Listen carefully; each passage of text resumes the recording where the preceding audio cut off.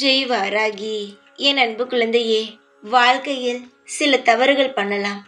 ஆனால் வாழ்க்கையில் முழு நேரமும் தவறுகள் பண்ணுவது எப்படி? நீ தவறைதான் பண்ணுகிறாய்.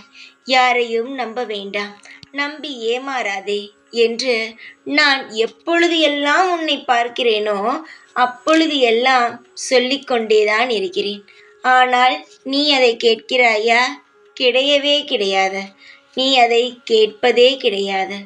அனைவரையும் நம்பி நம்பி ஏமாந்து இப்பொழுது யாருமே இல்லாமல் தனி மரமாக இருக்கிறாய்.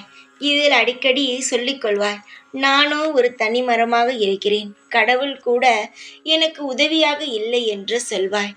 கடவுள் இல்லாமல் தான் இப்பொழுது நீ வாழ்ந்து கொண்டு இருக்கிறாயா? கடவுள் இல்லாமல் இந்த உலகத்தில் யாருமே வாழ முடியாது. சில கஷ்டங்களே வந்தாலும் கடவுள் கூடத்தான் இருப்பார். வாழ்க்கையில் நீ கஷ்டப்படுகிறாய் என்றால் அதற்கு நீயும் ஒரு காரணம்.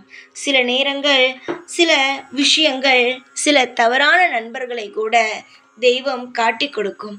அதை புரிந்து கொள்வது உங்கள் கையில்தான் இருக்கிறது. ஏமாந்து விட்டேன் என்று சொல்லி சொல்லி அழுவதை விட, நொந்து கொள்வதை விட, இனி ஏமாறாமல் இருப்பது உன் வாழ்க்கைக்கு நல்லது. இதற்கு பிறகாவது யாரையும் நம்பாமல் தெய்வத்தை மட்டும் நம்பி வாழ்க்கையில் எதை செய்ய வேண்டுமோ அதை தனியாளாக இருந்து செய்து வாழ்க்கையில் முன்னேறும் வழியை நீ பாரு.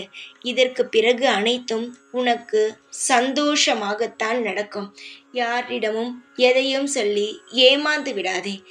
எப்பொழுதும் இந்த வாராகி உன் பக்கத்தில் இருந்து அனைத்தையும் ஒவ்வொன்றாக உனக்கு புரிய வைப்பேன்.